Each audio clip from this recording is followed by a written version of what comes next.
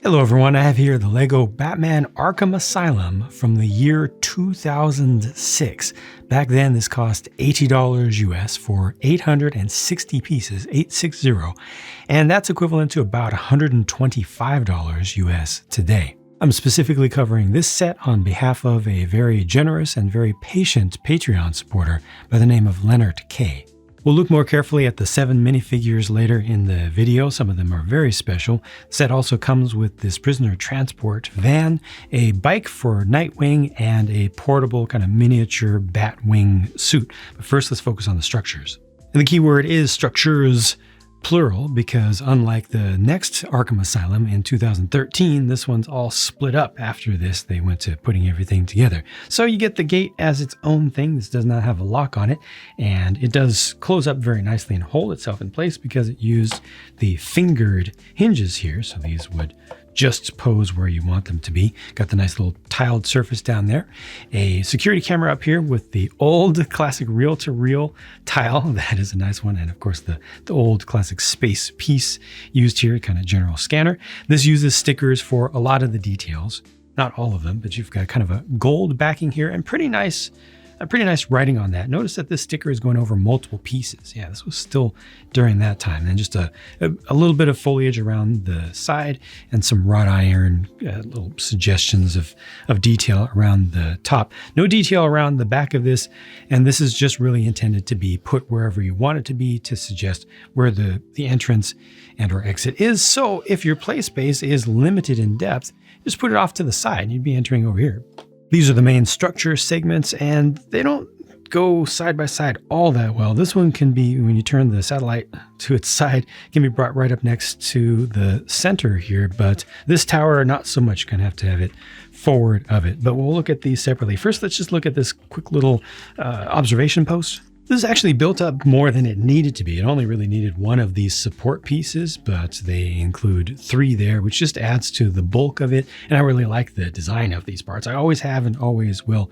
This is the older style, one of the older styles that does not have the individual kind of pipe elements. Instead, it just has triangles that are filled in. It's just not something you see frequently anymore because they figured out after a while that they could save money by giving you less plastic, but this was when they still gave you more. Notice this is built on a big old brick. It's an 8x8 brick, and each of the structure bits in this is built on a brick, except for the entrance.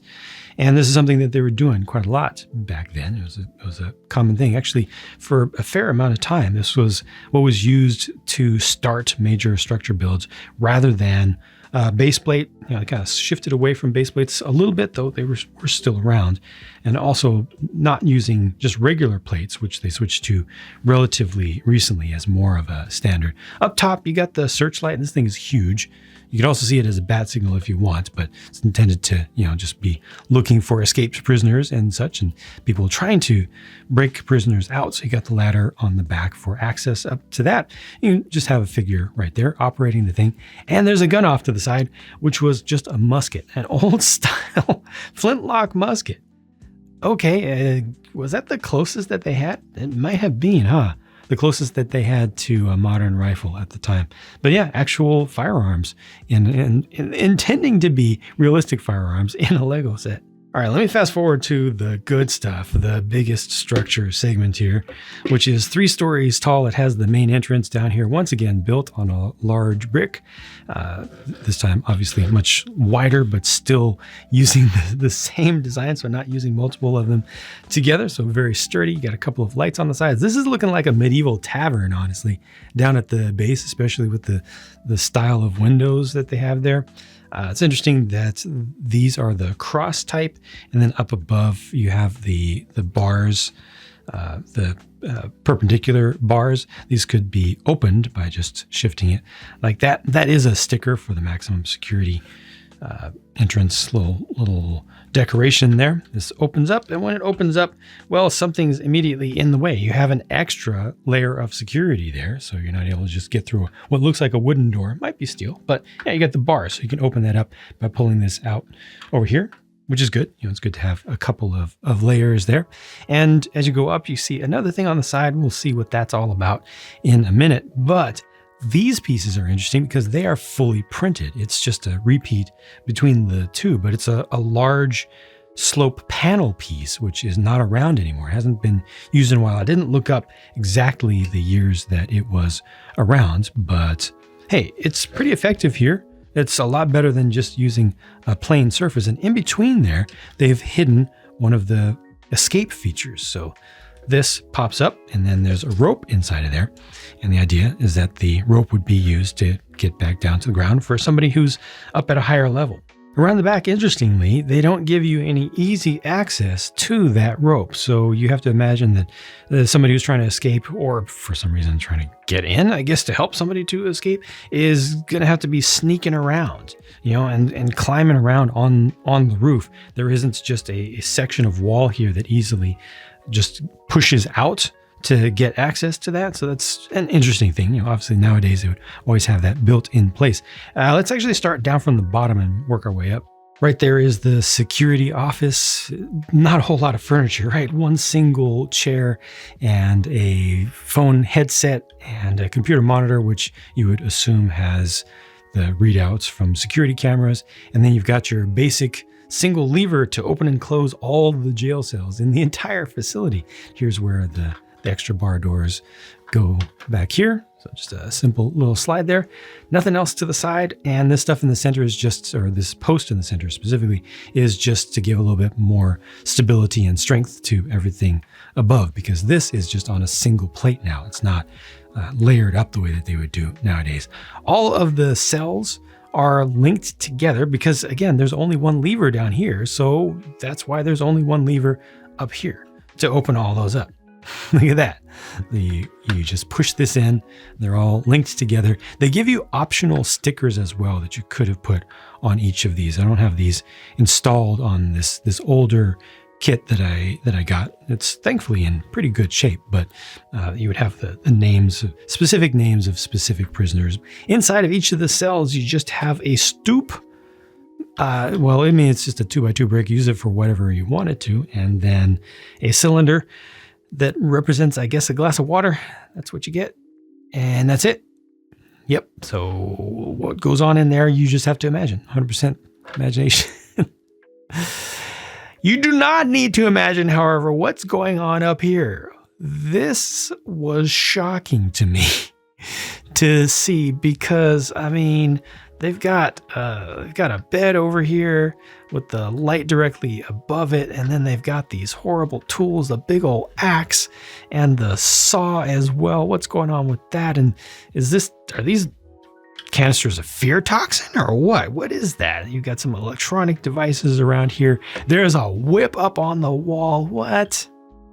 Who knows what those potions or whatever is supposed to be in there, what those are supposed to be. This is, to me, this is like the old Lego City commercial, but really, really dark. It's like a criminal has been apprehended in Lego City. Hey, you can torture the prisoner. This area is so dark. It's so metal. Again, use your imagination for what's going on up here. But this is definitely, to me, the most interesting thing in the space because it gives some suggestions. And it's also one of the easiest places to play, because it's actually open back here. And it has all the colors in it and everything. Now you can take this out as you saw easily, just use it somewhere else, I suppose. But it's very inviting compared to the cells that you can barely fit a figure into each one. And the main thing here is you escape, or maybe, it's time to eat or time for, yard time or something like that. If you're role playing life inside of this facility. But yeah, this stuff up here. And then finally, just all the way at the top, some additional details just to give it more of that gothic feeling. And this is convenient for one of the other things included in the set, which I'll show you with that later. This tower has a lot of soul to it. There's a lot going on with this for its size. It does use some pretty large preformed pieces, specialized pieces like this down here. That's all one piece, all that black right there, with the exception of the window insert, all one piece. And obviously this whole roof section up here, the light gray, That's all one piece. And then these, the ledges, one piece each, old castle part there. And you've got a reference to the Scarecrow here and a nightmare that it might be causing to happen. You've got an attic up here, which doesn't have much going on, but this door, there's no key for it, but this door actually does not need to be opened. We don't need to find the key because you can just use a nightmare and it knocks it out. See? Just falls straight on out. They could have used this, I would think, in the main section to help with the whole escape down the rope. Now inside of here, yeah, you got the Reaper's Scythe, just a katana on a stick. That's actually a very effective little brick-built weapon for its day. Just a handful of pieces. It's actually a reasonable size for a minifigure as well. And obviously a store of hay up there because, you know, Arkham Asylum, of course, would have hay in a cellar, right? Or a attic storage space. I'm trying to get this back in there. Don't worry about it. But yeah, so Scarecrow could be in there instead of in a cell. And then down here, now this has a lock on it. You know, because it's a tile, it has a lock on it. Hey, it works. This is beautiful though. I like this with the trans dark brown colored round panel pieces and then the stickers on the sides of them. Yeah. I should have looked up whether this was the first time we got those in trans dark brown, but it's nice. But in order to open this area up, which is obviously Poison Ivy's garden, you do need to remove the lock. It's holding it all together. And once you do, these are able to swing open because they're just connected to studs. So one stud up above, one stud down below. It's just elevated up from the base. And you got the tiles around the sides and, you know, some plants inside. Just used a couple different types of pieces and it works. It's nice. Yeah. So, you know, like I said, this has some interesting stuff going on with it. I think it's just visually more interesting than the other structure areas. And, you know, the fact that you've got different types of locks and suggestion of story, figure out what this is all about, keep it separate. So it's not always there. You know, just pull it off the end there. Yeah, kind of cool. Also, you could use the witch's hat for somebody else. And then there's this 2-story small structure with, again, the big printed slope panel piece, large one-piece wall down here. And this one is set up for communication. So you got the SATCOM there. Little gargoyle represented by a bat, interestingly. And then this is the Armory. So a couple more of the flintlock muskets, the closest thing that they had to a realistic rifle at the time, if I recall correctly. And then another cell with a lock on it. It has the same sort of build, except this time you're building up these round banister pieces instead of using just, you know, preformed single kind of windows. And in there you've got the symbol for the Riddler. So this is where the Riddler could optionally be kept. Another reason why you might not want to put individual stickers in specific places, so you can decide where, you know, where folks are going, maybe start them off in the main cells, and then as their story develops and, you know, maybe they come back a second they escape and they come back and you put them into higher security areas like that. So, you know, it's good to have the options. It was good to have the options. Technically, you could make a figure slide through there, but it's very, very difficult. So I think it's easy enough to imagine a way that being an option for escape. But otherwise, there's nothing else going on here as far as, you know, what you can do actively with it. The transport van was pretty good for its day. It looks good. I like the step shapes on the side. Just the fact that it's not completely flat. Does use stickers for all of its details, including stickers across multiple pieces. They gave you 2 options for the ambulance sticker here on the front. An accurate one like this, or an inaccurate one that goes just left to right. It also depends a little bit, I think, on what region you're from. In some areas, they do have it normal left to right, but places where I've ever seen have it this way so that when people are driving and there's an ambulance coming up from behind them, in their mirrors, it shows up correctly, but a lot of people have trouble with that. There was, I think, just one other set that had it backwards that I got a whole lot of comments about. Why is that backwards? It's terrible. It's the worst thing, the dumbest thing. But I do like the design, especially for the age of this. It's got the little window on the side as well. The double doors in the back, nice and convenient. You can load and unload from there, but you also have the removable roof. Yeah, good. And a little bit of texture up here, just using the 3 identical pieces. But again, for its day, I think this was very, very nice and felt very, very realistic, unusually realistic. So pulling this out, obviously this is a secured stretcher. So you put a figure in there and then hold them in place using the Battle Droid arms. So just lay them there. They don't need to be attached to anything. And this will make sure that they don't get away until they are the place where you want to let them out. You can also just leave this inside or even have it up like that and use it kind of like an Iron Maiden thing. I mean, this is pretty gothic and pretty brutal, right? Store some weapons down under there if you want. And then it just has a single centered seat there. No openable doors on the sides. A lot of people like. It's actually a little bit difficult to get a figure down in that space because of these side bits. I guess with little kid fingers, it would help, but yeah, it's a little bit deep down in there. I think it's easier if you have access like that, because then you can just kind of come around here. But easy enough to pull that off and put it back if you want to. But still, again, for its time, a nice looking thing with a fair amount of functionality. Good exterior design. Too bad about the sticker over multiple pieces though. On the good guy side of things, Nightwing got this bike, just the black fairing for the original Superbike, police bike style, built up with the extra lights on the side. Sticker on the front there, and then the little suggestion of jet or rocket boosts with the RIP, the old transparent neon or fluorescent red or orange color there, which we just don't get anymore because it was relatively recently taken out of the palette, but nice to see there. Very, very bright, almost day glow. And then a couple weapons for Nightwing as well in the form of just, well, blue lightsaber blades. That's it.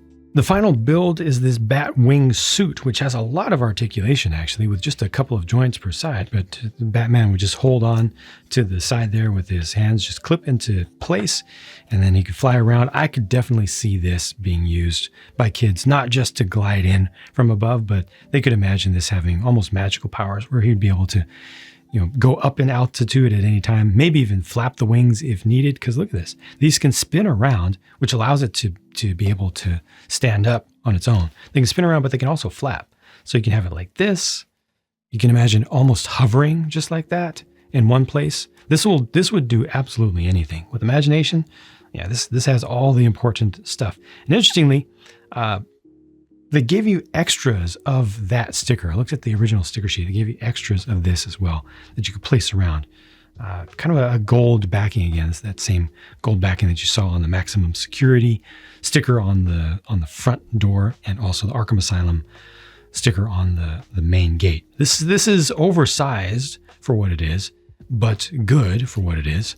The only problem here is that the Batman with his relatively stiff papery cape would not be able to hold on to this without completely crinkling up said cape. So you really would want to like take the cape off first before trying to attach the hands, or swap this all the way around to the front, which is a little bit awkward, but it's the most convenient thing to do. And then you can just snap the hands directly on. It just looks weird, right? But at least it works and doesn't do damage to the cape itself. And then you could attach it here, as I mentioned earlier, a little bit obscurely. Sorry about that.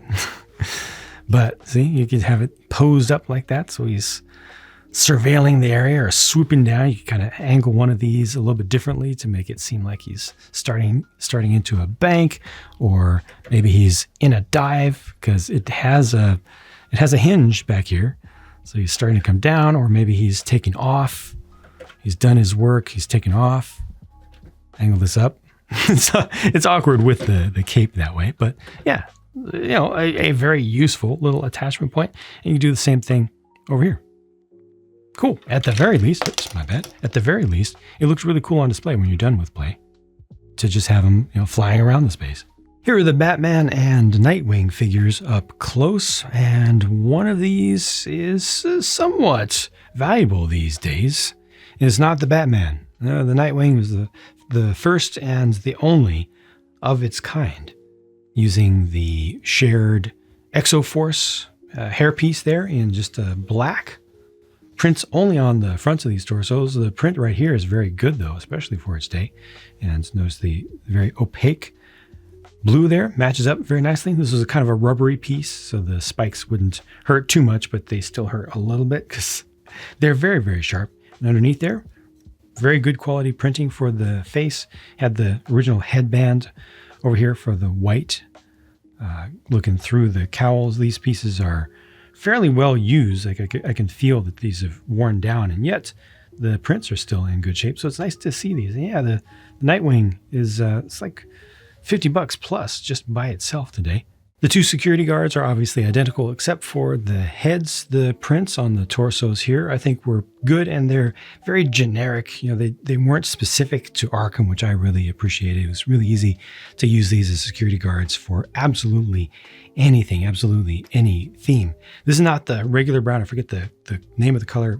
I don't think they called it medium brown at the time, but it's just a little bit lighter. This was one of the few heads that you could get at the time, other than the NBA ones that were absolutely cursed.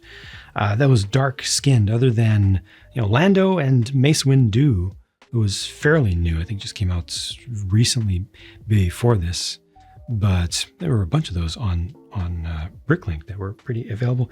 Interesting, the different height. As the standards were changing back and forth, and have changed many times, with the different distance between the eyes and the mouth, Last but certainly not least, the Rogues Gallery characters. Poison Ivy there on the left with the green lipstick and the heavy brow.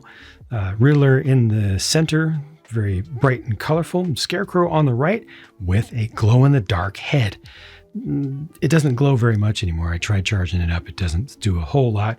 It was that ugly color, kind of not even milky, just slightly greenish. I don't know. It's kind of a interesting color in and of itself. It's very, very creepy looking, appropriately so.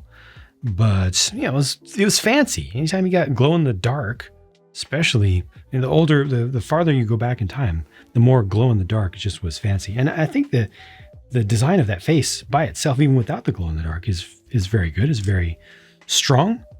And there's nothing else to see here. Obviously, no prints on the backs of the torsos whatsoever, and no alternate faces in those days.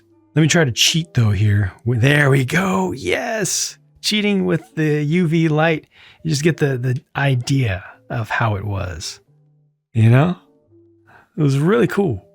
I don't have the original spare parts for this set, but these are the rest of the accessories, including two more realistic guns, firearms, straight up semi-automatic pistol right there, and a Tommy gun here. Got the regular batarangs here, the bar mountable batarang. I don't, were these even called batarangs specifically? Obviously they could function as it. And this is what handcuffs used to look like. They would just, you had the long chain. It would just really droop between the hands. Again, in 2006, this set with 860 pieces cost $80 US, which is about $125 today.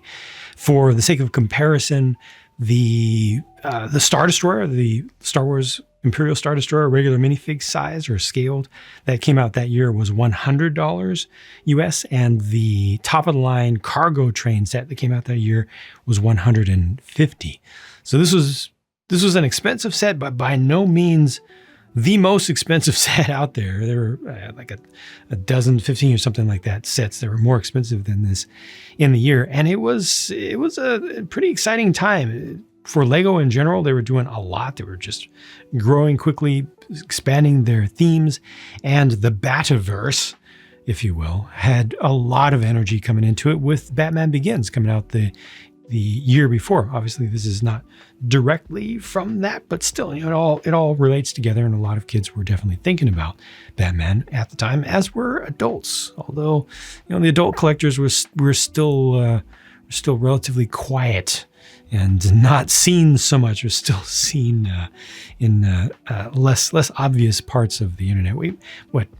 YouTube was a year old in 2006. I think 2006 was the year that I did my first YouTube channel, the JANG channel. So yeah, it was quite a while ago. And in order to, I think, give this set a fair shot, I definitely 100% put myself into the shoes of reviewing this in that time, for its time, giving it its respect for its day. I think that's really, really important.